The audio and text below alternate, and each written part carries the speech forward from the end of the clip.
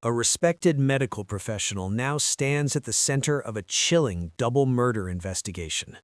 Handcuffed and wearing a jail-issued uniform, vascular surgeon Michael McKee walked quietly into an Illinois courtroom accused of a crime that has stunned 2 states and left 2 young children without parents. Authorities allege that McKee carefully planned and carried out the fatal shooting of his ex-wife, Monique Tepe, and her husband, Dr. Spencer Tepe, inside their Columbus, Ohio home during the early morning hours of December 30. Investigators say the killings happened while the couple's 2 small children were inside the house. This first court appearance took place in Rockford, Illinois, roughly 90 minutes west of Chicago. McKee said only his name when addressed by the judge. His calm demeanor stood in stark contrast to the violent accusations outlined in court documents. Prosecutors believe McKee drove more than 6 hours from Illinois to Ohio, arriving under cover of darkness. Police allege he entered the Tepe residence sometime between 2 and 5 a.m., fatally shooting both victims before leaving the scene. At this stage, many questions remain unanswered, including the motive behind the alleged attack. McKee and Monique had been divorced for several years, and by most accounts, she had moved on, building a new life with Spencer and their children. Michael McKee is not just any suspect. He is a licensed vascular surgeon with medical credentials in multiple states, including Illinois and California. Court records list his residence as a luxury condominium in Chicago's upscale Lincoln Park neighborhood. Originally from Ohio, McKee graduated from Ohio State University in 2014, where investigators believe he first met Monique. The 2 married in 2015, but the relationship was short-lived. By 2017, the marriage had ended in divorce. According to court documents, the separation was granted on the grounds of incompatibility. There were no children from that marriage, and public records initially suggested the split was relatively amicable. After the divorce, Monique rebuilt her life. She later met Spencer online, and the 2 married in 2020. Friends and family described their relationship as loving and joyful. Spencer, a dentist, was well-liked by colleagues and patients alike. Monique, who held a degree in early childhood education, chose to stay home to care for their young children. To the outside world, the Tepe family appeared happy, stable, and deeply connected to their community. That's why what happened next left friends, coworkers, and investigators struggling to understand how such a tragedy could unfold. As police now piece together the timeline, they say surveillance footage and digital evidence played a key role in identifying McKee as a suspect. But at the time of the murders, no suspect had been publicly named, and authorities urged patience as they worked behind the scenes.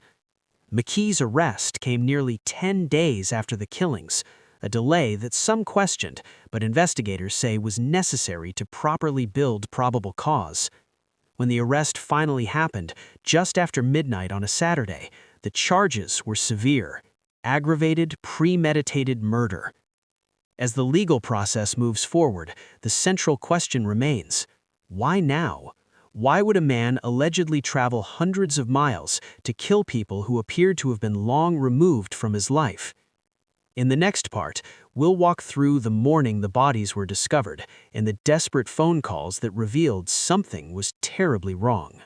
The tragic discovery of Spencer and Monique Tepe did not begin with sirens or flashing lights. Instead, it began with silence, the kind of silence that raises concern when it comes from someone who was never quiet without reason. On the morning of December 30th, Spencer Tepe failed to arrive at his dental practice in Ohio. For most workplaces, a late employee might not raise alarms immediately, but Spencer was not most employees. Colleagues described him as dependable, professional, and deeply committed to his patients. He ran the office and was rarely late, let alone completely unreachable. As the minutes passed, concern quickly turned into worry. Phone calls to Spencer went unanswered. Attempts to reach his wife, Monique, also failed. With no response from anyone inside the home, Spencer's employer made a difficult but necessary decision to call 911 and request a wellness check. During the call, Spencer's boss explained that he was out of state but had been alerted by staff that something felt seriously wrong. He emphasized that Spencer's absence was completely out of character and that there were 2 small children living in the home. At first, the situation appeared uncertain. Dispatchers suggested possible explanations: illness, oversleeping, or a phone issue. Still, an officer was sent to check the address provided. But a critical mistake occurred.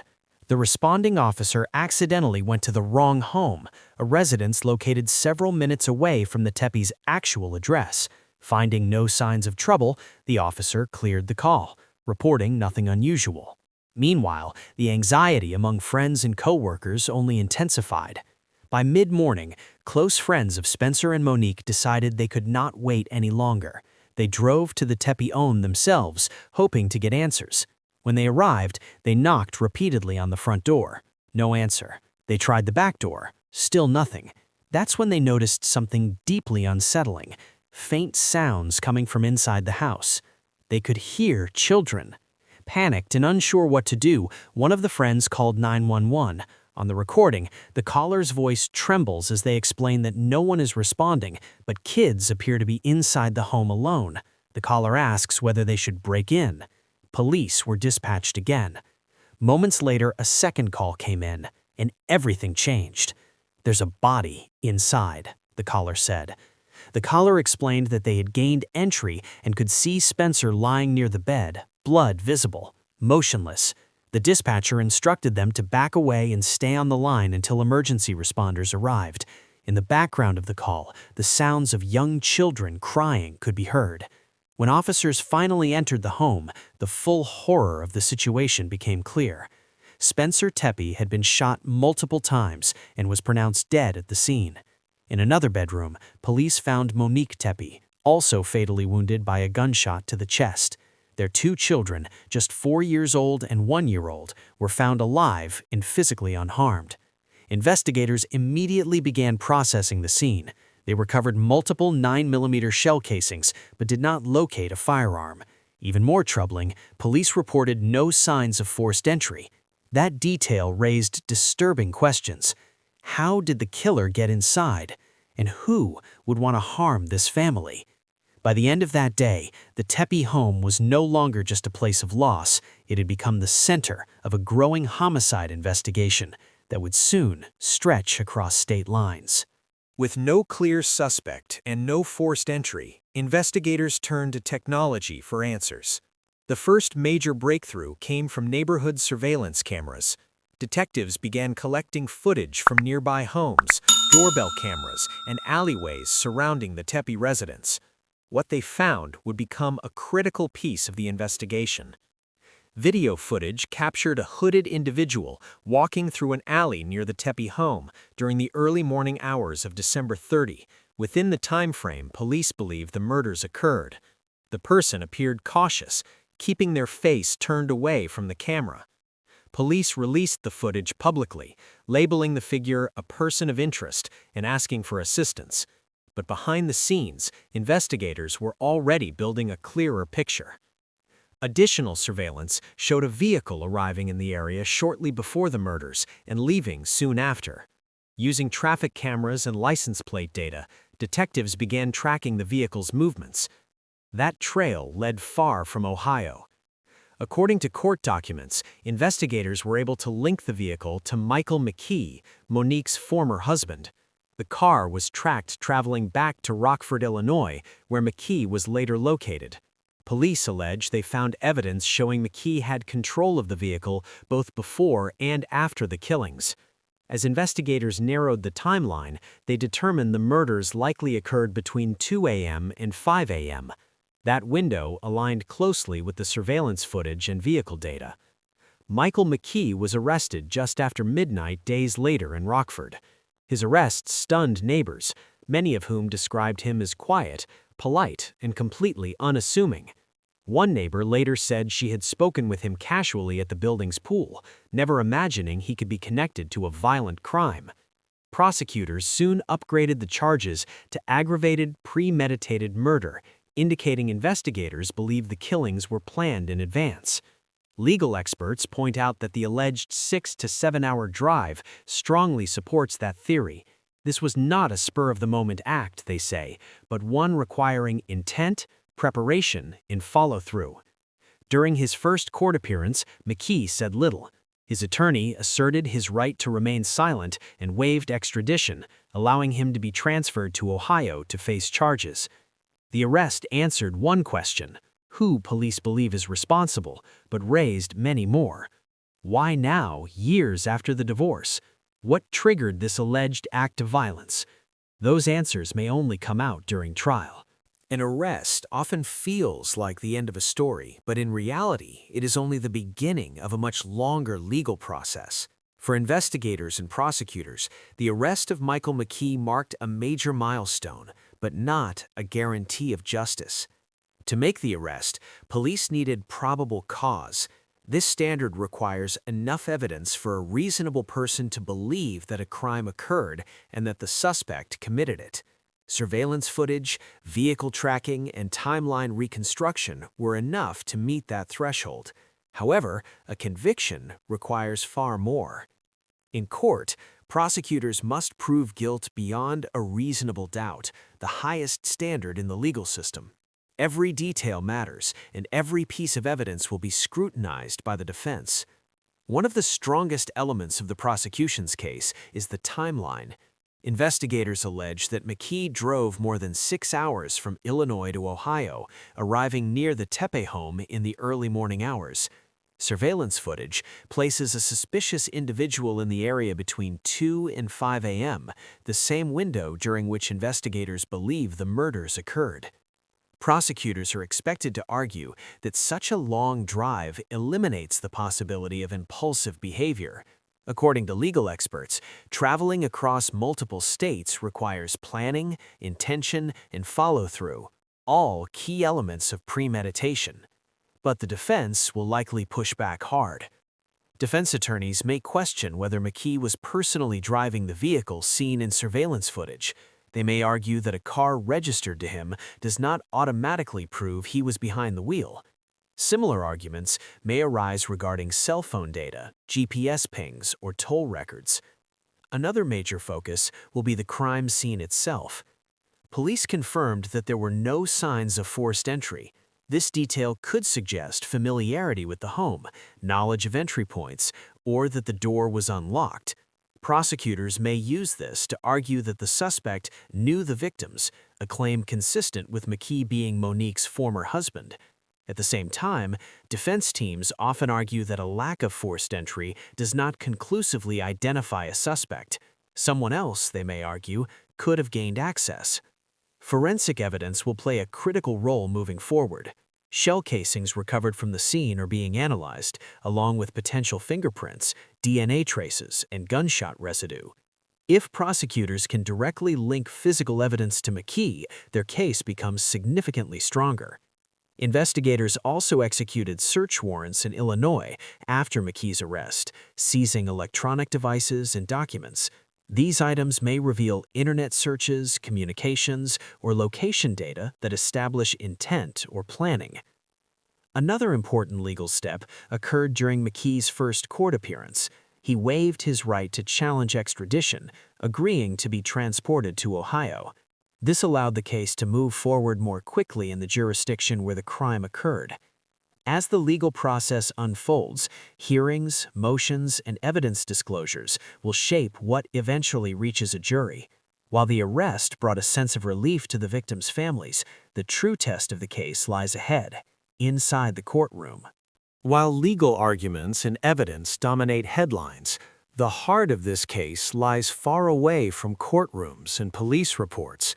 At its core, this is the story of a family destroyed and children forced to grow up without their parents. Spencer and Monique Tepe were known as warm, welcoming people. Friends described their home as a gathering place, full of laughter and conversation.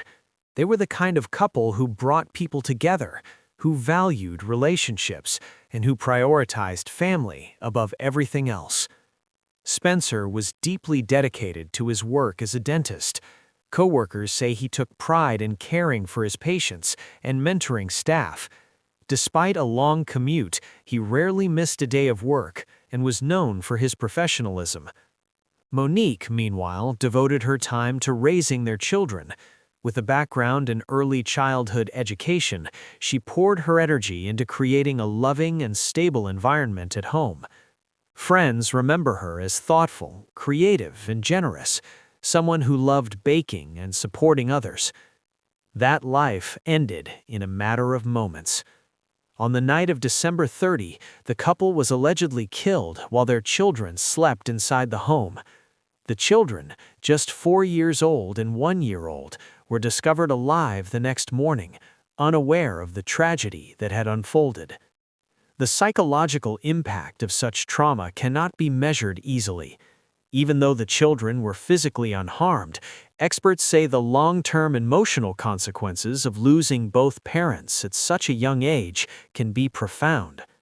In the days following the murders, family members stepped in to care for the children.